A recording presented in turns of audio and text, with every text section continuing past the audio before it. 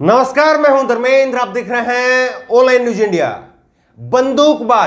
बंदूकबाज राम भक्त गोपाल जो शाहीन बाग के प्रोटेस्ट के विरोध में जामिया के अंदर आता है और खुलेआम गोली चलाता है, उस बंदूकबाज राम भक्त ने किस तरह से भरी पंचायत में कहा कि जब मुल्ले काटे जाएंगे तो राम राम चिल्लाएंगे, हम मुसलमानों की बेटियों को अगवा करके लाएंगे, उनको सनातन धर्म उनमें शामिल करवाएंगे। यह कहा कि जबरदस्ती उनका धर्म परिवर्तन करवाएंगे, उनसे शादी करवाएंगे हिंदू लड़कों की, और यह भी कहा कि जब मुल्ले काटे जाएंगे तो राम राम चिल्लाएंगे। यह हमने आपको दिखाया है, लेकिन यह केवल उस रोज की घटना नहीं है। यह केवल ऐसा नहीं है कि भीड़ के सामने उसने कहा, दोबारा से फिर से यही राम भक्त आकर के लाइव में, फेसबुक लाइव में दोबारा से आकर के कहता है कि मैं अपने बयान पर अड़िग हूं। जो मैंने कहा था कि जब मुल्ले काटे जाएंगे तो राम राम चिल्लाएंगे, मैं अपने बयान पर अड़ी हूं।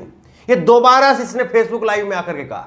ये आपको दिखाते हैं। उसके बाद में आज तक चैनल ने इसका इंटरव्यू लिया, और उस इंटरव्यू में कितनी सफाई के साथ में, कितनी मासूमियत के साथ में क्या कुछ कहा जा रहा है और कैसे इस लड़के को बढ़ाया जा रहा है, वो भी आपको दिखाएंगे। लेकिन सबसे पहले आप ये देखिए कि अपने फेसबुक लाइव में लड़का दोबारा से स्वीकार कर रहा है कि हां, जब मुल्ले काटे जाएंगे तो राम राम चिल्लाएंगे, और अभी तक इसकी कोई गिरफ्तारी नहीं है। देखिए इसको। राम भक्त गोपाल अपने बयान पर, अपने भाषण पर अड़ेंगे, और जो बोला है राम भक्त गोपाल ने कि मुल्ले काटे जाएंगे राम नाम चिल्लाएंगे, तो बिल्कुल अब भी बोलता हूं लाइव के माध्यम से, मुल्ले काटे जाएंगे राम राम चिल्लाएंगे। बिल्कुल भाई, राम भक्त गोपाल जेल जाने के लिए तैयार है। बड़ा सवाल यह है कि सरकार और पुलिस इसकी गिरफ्तारी तो क्या करेगी। सरकार अभी तक इस लड़के की जमानत पर जो रिहा है, उस जमानत को रद्द तक नहीं कर पाई। जब जमानत पर कोई व्यक्ति आकर के जिस जुर्म के लिए अंदर गया था वही जुर्म दोबारा कर रहा है, तो अगर उसको जेल में नहीं डाल सकते तो कम से कम उसकी जमानत रद्द करिए। जमानत रद्द करके दोबारा उसको जेल में लेकर के आइए। अगर एक नई एफआईआर के जरिए आप इसको जेल में नहीं डाल सकते तो, वरना कायदे से यही होना चाहिए कि एक नई एफआईआर और इस पर लगानी चाहिए, और उसके बाद में दोबारा से इसको नए केस के थ्रू भी जेल में डालना चाहिए। अब आपको एक बार और दिखाते हैं यति नरसिंहानंद सरस्वती, जो इसी तरह से लोगों को लगातार तैयार करते हैं, इसी तरह से नौजवानों को भड़का करके उनको एक धर्म विशेष के खिलाफ खड़ा करना उनका शायद काम है, ऐसा लग रहा है। लेकिन अब ये देखिए किस तरह से यति नरसिंहानंद सरस्वती जो है वो इनसे पूछते हैं कि आप बताइए पंडित जी, आप वहां पर हथियार लेके गए थे या नहीं गए थे, आप बताइए। और ये लड़का वहां पर डंके की चोट पर कह रहा है कि मैं हथियार लेकर के गया था और मुझे अपने किए पर कोई पछतावा नहीं है। दूसरा फिर यति नरसिंहानंद सरस्वती पूछता है कि अगर आपको मुसलमानों का मुकाबला करना है तो आपको बच्चे पैदा करने होंगे, आपने तो अभी शादी भी नहीं की है। तो देखिए किस तरह का माहौल जो है वो तैयार किया जा रहा है। और एक बात इसने और कहा, इसने ये भी कहा कि मैं शाहीन बाग में हिंदुओं की ताकत दिखाने के लिए गया था। इस बात का जवाब हम इस वीडियो के बाद में देंगे, पहले आप ये वीडियो देखिए। मैं शिव शक्तिधाम दासना से यति नरसिंहानंद सरस्वती, और मेरे साथ हैं गोपाल पंडित जी। गोपाल पंडित जी को आप सभी लोग जानते होंगे। ये वही हैं जो शाहीन बाग के धरने में विरोध प्रदर्शन के लिए पहुंचे थे। पंडित जी, सबसे पहले तो ये आप बताइए कि आप कहाँ के रहने वाले हैं? मैं ग्रेटर नोएडा जेवर का रहने वाला हूँ। अच्छा, आप शाहीन बाग गए थे, आपने शाहीन बाग क्यों गए थे? मैं केवल और केवल शाहीन बाग हिंदुओं की ताकत दिखाने के लिए गया था। मैं कोई वहाँ हिंसा करने नहीं गया था, केवल और केवल मैं विरोध करने गया था। तो आपको वहां पे जाके आपने, सब कहते हैं कि आपने वहां फायर किया, तो आपने फायर किया वहां पे? हाँ, मैंने फायर किया। तो फायर किया तो आपके पास जो हथियार था वो पुलिस वालों ने पकड़ लिया? पकड़ लिया। तो वो, लेकिन हमें तो ये पता चला कि हथियार आपके पास नहीं था, पुलिस वालों ने आपको झूठा फंसाया। नहीं, ऐसा कुछ नहीं है। ये तो अब बातें निकल के आ रही हैं। ऐसा कुछ नहीं है। मैं हथियार लेकर गया था, मैंने अपना विरोध किया, और मुझे इस बात का कोई पछतावा नहीं है। अच्छा देखिए, ये बताओ, अगर आपको उनका मुकाबला करना है तो आपको बच्चे पैदा करने पड़ेंगे। आपके भी शादी हुई कि नहीं हुई? अभी नहीं हुई। तो शादी कब करोगे ये बताओ? शादी अभी 20-22 वर्ष के होती। अभी कितने बरस के हो आप? अभी 18 वर्ष का हुआ हूँ मैं। अच्छा, अभी बालिग भी नहीं हुए आप? अभी बालिग हुआ हूँ, मतलब जल्दी में अप्रैल में हुआ था। अप्रैल में हो गए थे। ये लड़का कह रहा है कि मैं शाहीन बाग में हिंदुओं की ताकत दिखाने के लिए गया था। आप हिंदुओं की ताकत दिखाइए। आप सारे हिंदुओं को, देश के जितने भी बेरोजगार हिंदू हैं उन सबको रोजगार दे दीजिए।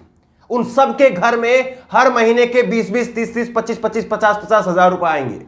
तो हिंदू ताकतवर तब होगा, या हिंदू के हाथ में आप हथियार देंगे तब हिंदू ताकतवर होगा। जरा समझिए इस बात को। ये आपको ताकतवर नहीं कर रहे हैं, ये हिंदुओं को ताकतवर नहीं कर रहे हैं, ये हिंदुओं की ताकत नहीं दिखा रहे हैं, बल्कि ये अपनी बुजदली दिखा रहे हैं और ये अपने आप को ताकतवर करना चाह रहे हैं। ये इस बात को लोगों को समझना आवश्यक है। और सबसे बड़ी बात यह है कि अब आज तक का इंटरव्यू आप देखिए, आज तक का इंटरव्यू देखिए, और उस आज तक के इंटरव्यू में दोनों सवाल पूछे जाते हैं। एक सवाल यह पूछा जाता है कि आपने कहा कि मुल्ले काटे जाएंगे, उस पर कितनी सफाई से जो है इस लड़के ने जवाब दे दिया, और आज तक चैनल के जो पत्रकार हैं उन्होंने कोई काउंटर में सवाल नहीं किया। दूसरा सवाल मुस्लिम लड़कियों के जबरदस्ती धर्मांतरण को लेकर के किया गया, और उस सवाल पर भी इस लड़के ने बड़ी सफाई मासूमियत के साथ में जवाब दे दिया, और आज तक की तरफ से कोई काउंटर सवाल नहीं किया जाता है। ये आप देखिए। आपने बयान दिया हरियाणा में काफ़ी विवादित दूसरे संप्रदाय के खिलाफ कि लोग काटे जाएंगे, मारे जाएंगे, क्या कहना है आपका? देखिए, मैं सदैव देश और धर्म के समर्थन में बोलता हूँ। अगर देश और धर्म के समर्थन में बोलना लोगों को बुरा लगता है तो इसमें मेरा कोई दोष नहीं है।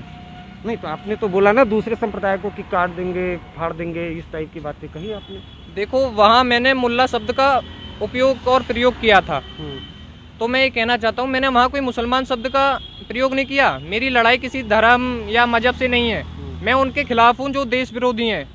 आप जामिया गए थे, आपने गोली चलाई थी वहाँ पर, क्यों गोली चलाई थी इसके बारे में बताइए आप जरा। देखिए, मेरी भी वैसे कुछ सीमाएं हैं, तो मैं ये ऑन कैमरा शायद स्पष्ट रूप से ना बोल पाऊँ।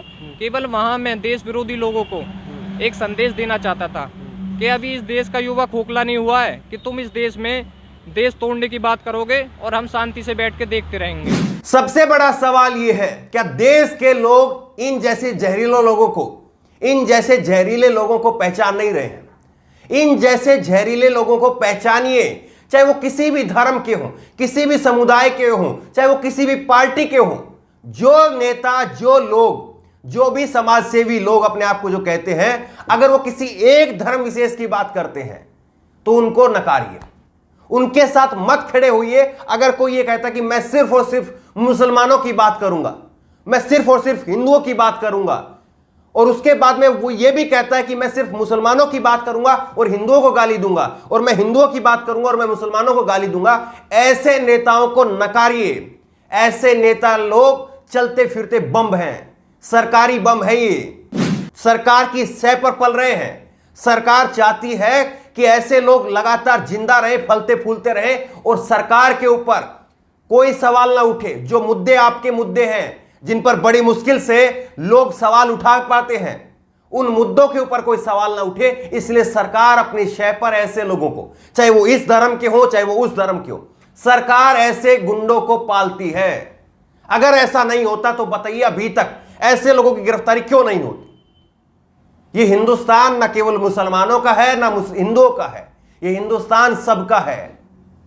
ये हिंदुस्तान सेकुलर है, और जिनको अगर एक धर्म विशेष के लोगों को, अगर इन लोगों को, अगर केवल इन्हीं लोगों को रखना है, अपने इन एक धर्म विशेष के लोगों को, केवल अपने धर्म विशेष के लोगों को इस देश में रखना है, तो वो अपने धर्म विशेष के देश में चले जाएं, चाहे वो इधर के हैं चाहे वो उधर के हैं। और अगर उनका देश नहीं है तो वो देश बना ले। ये हिंदुस्तान ये सबका है, ये हिंदुओं का भी है, ये मुसलमानों का है, और ये इस गुलदस्ते को जो तोड़ने की कोशिश करता है उसको नकारिए, उससे पीछा छोड़वाइए अपना। ये अपने आपके बच्चों को दंगाई बना रहे हैं। बहरहाल, जिस तरह से बंदूकबाज इस राम भक्त गोपाल की अभी तक ना जमानत रद्द हुई है, ना गिरफ्तारी हुई है, और खुलेआम ये लड़का लगातार पंचायतों में जाकर के फेसबुक लाइव के जरिए और अब टीवी चैनलों पर आकर के खुलेआम ये लड़का अब किस तरह से जो है वो अपना रूप जो है बढ़ा रहा है और उसको बढ़ावा दिया जा रहा है, इसको एक्सपोज करना जरूरी है। इसलिए इस सच्चाई को, इस खबर को ज्यादा से ज्यादा लोगों तक शेयर करिए, ताकि लोगों को सच पता चले और लोगों को पता चले कि आखिरकार ये सब कुछ किसके इशारे पर हो रहा है। इस खबर को लेकर के, इस वीडियो को लेकर के आपकी जो भी राय हो नीचे कमेंट बॉक्स में अपनी राय जरूर दें। और इसी तरह की तमाम खबरों के लिए ऑनलाइन न्यूज इंडिया को सब्सक्राइब करें, साथ में जो बेल आइकन है घंटी उसको जरूर दबाएं, ताकि जैसे कोई वीडियो अपलोड करें उसकी नोटिफिकेशन आपको तुरंत मिल सके। धन्यवाद। इस खबर को अभी लाइक करें, शेयर करें, अभी चैनल को सब्सक्राइब करें और घंटी जरूर दबाएं।